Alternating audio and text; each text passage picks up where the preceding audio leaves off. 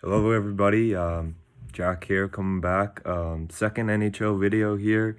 As I said, as promised, we are doing a full analysis of the Hurricanes Rangers series. I've got my friend here, Max Season, huge Rangers fan, and we're just gonna, be discussing the series, discussing matchups, and all of that. Max, how are you? Doing great. How are you? I'm all right, man. I'm ready to get this started. So first off, I think the main question for me, for a Canes fan, is who's going to be starting a net for the Rangers, do you think? And do you think that their kind of goalie triangle, if you want to call it that, is a disadvantage or an advantage for them? I mean, going into the playoff series, you're going to have your two main guys, regardless. When it comes to crunch time, you're going to have to kind of narrow it down a bit and find, your one guy. There's very rare situations where you make, a deep playoff run with two goalies. I guess Pittsburgh did it because of, a few years ago, because of Matt Murray's injury. Mm-hmm. Fleury took them past, the first two rounds, and he picked it back up, and on the Caps run, they had Grubauer, and they went down in the first series, the first two games. Yeah. And Holtby came in and carried them the rest of the way. Mm-hmm. But it's not going to be like a goalie triangle for long, I'm guessing. Mm-hmm. You only have 5 games to figure it out, right? Yeah. Or at most 5 games to figure it out. 3 at worst Mm-hmm. to figure it out. So I bet they're going to nail it down really quickly. But it is a very tough situation, though. It seems like you have your obvious two with Georgiev and Shesterkin, Mm-hmm. then Lundqvist riding the third. Mm-hmm. But considering the matchup against the Canes and Lundqvist's history, including this season against the Canes, Mm-hmm. it's really kind of hard to turn down.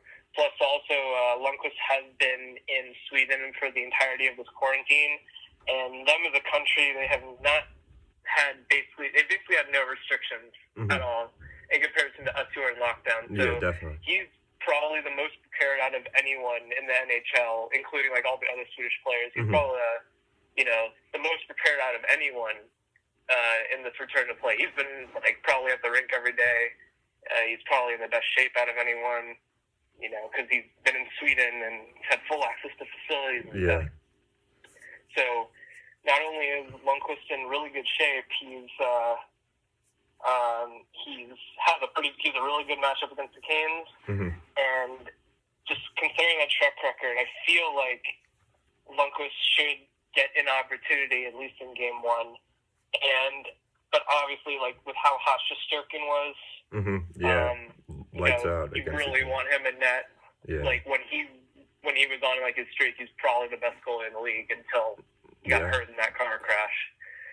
But then there's the issue of seeing how good he will be returning, or if he'll be a little rusty after being out for so long and for being injured. Mm-hmm. Yeah. I mean, And obviously, Georgiev's a great goalie too. So, yeah. Putting him in net, you can't go wrong. I just don't see how you can go wrong with any of them. Mm-hmm.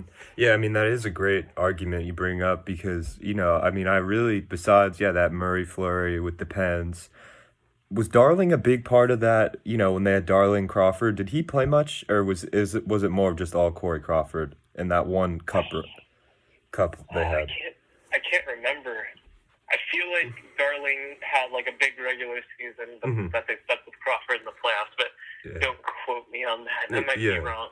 And obviously, Canes, McElhenney, Mrazek last year, but of course they got swept in the Eastern Conference Finals. So yeah, I mean every playoff team needs a guy, and I think that guy for the Canes will probably be Mrazek. Reimer obviously hasn't been great in the playoffs over the years. Had that implosion in Game 7 against the Bruins. Hasn't been great in the playoffs, so I think they'll probably go with Mrazek.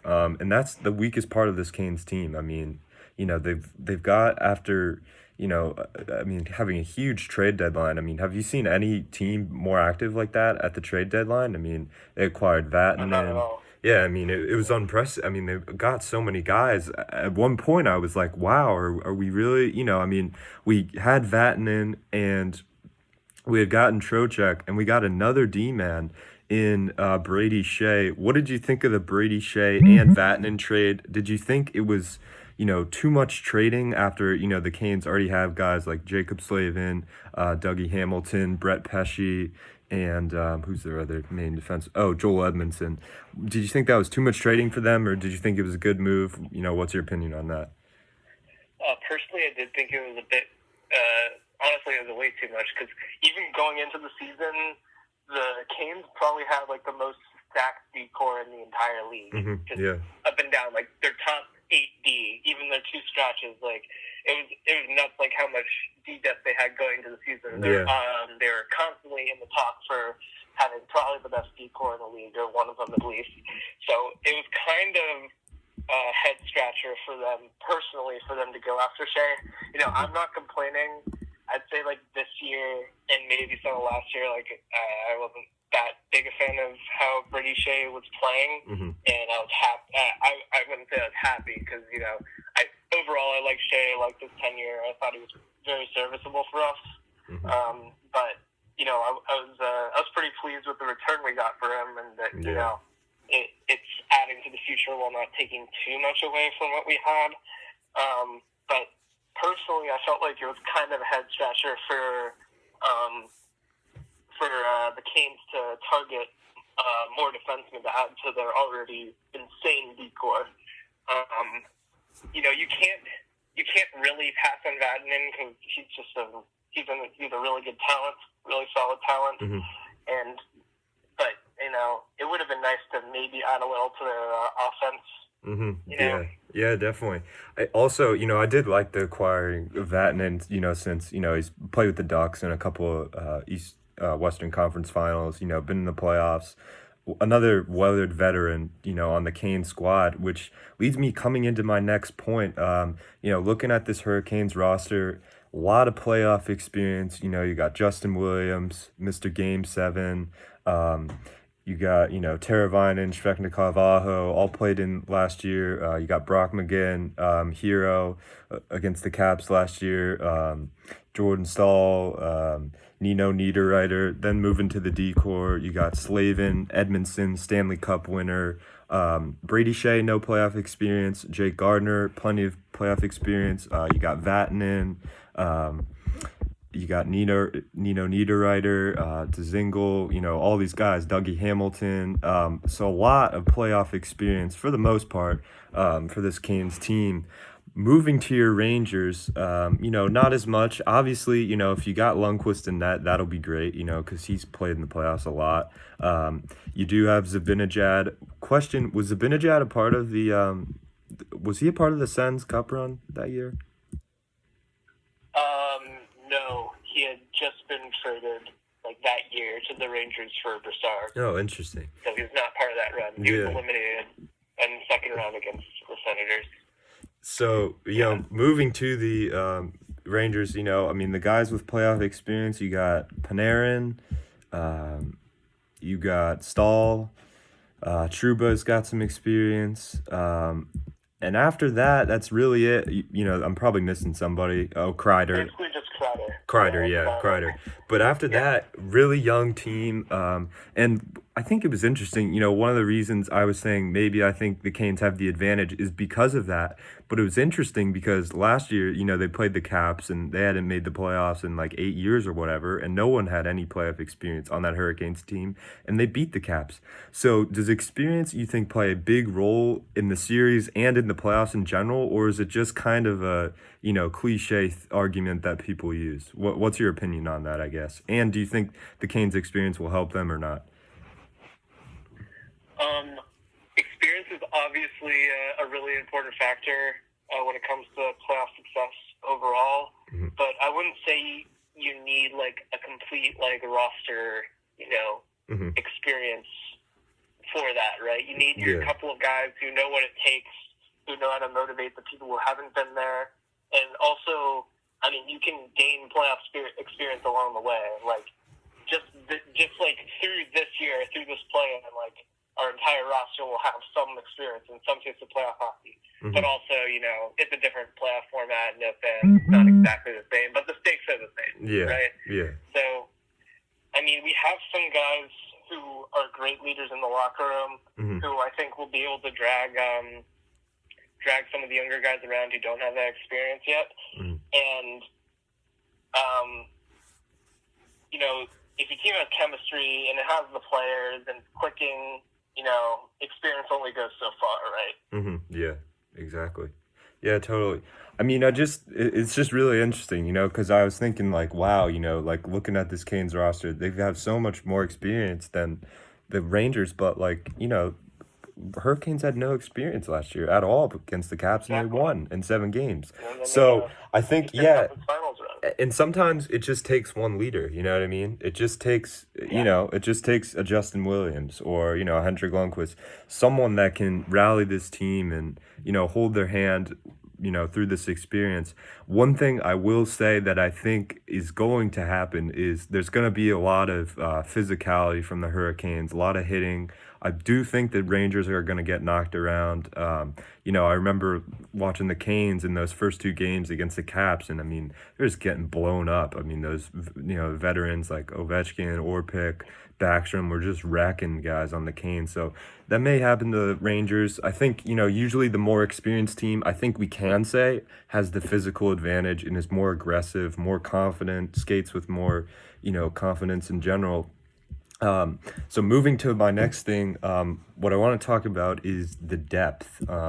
So I kind of had like a somewhat sketch of the lines here for the Rangers, and really, I mean, when you look at the depth, it's hard to kind of fathom, just Rangers, their third and fourth lines are struggling, in terms of being compared with the Canes. On your first line, you got Buchnevich, and tell me if this is kind of wrong, but this is just kind of a rough representation of your guys' lines.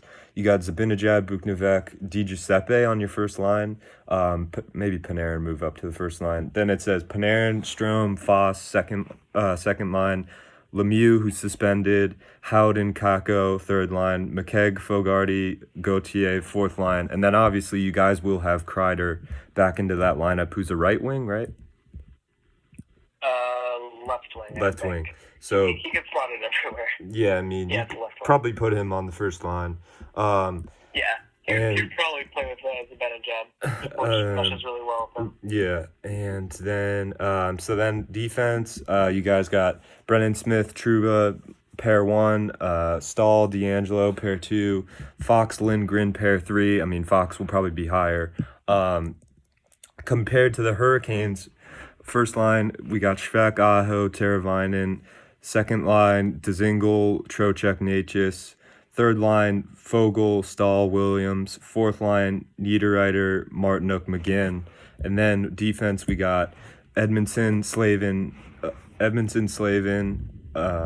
Vatanen, Shea, Gardner, Hamilton, and Brett Pesce. So, a lot of, sorry for the full lineup read, but you got to say, how do you think this depth is a problem? The depth. Well, first off, do you agree and that there's a huge separation in depth? And second off, do you think it's going to be a huge problem for the Rangers, or do you think they'll be able to contain it? I'd say on paper there is a significant advantage when it comes to depth for the Hurricanes, but in the case of the Rangers, their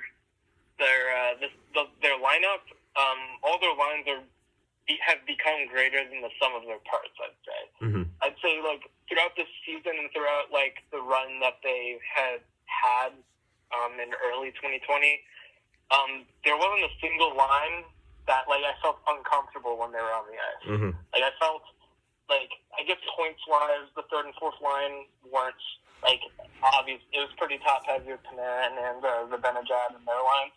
Yeah. But, I was never, I felt like our third and fourth lines could match against anyone, and I wouldn't be really nervous. Mm-hmm. They're greater than the sum of their parts, and I felt really comfortable whenever any line was on the ice, especially once we got Gauthier. Mm-hmm. From the Canes. He's a really big body type. He pushes the play, and even though he hasn't really gotten the points yet, I'm really impressed watching him, especially in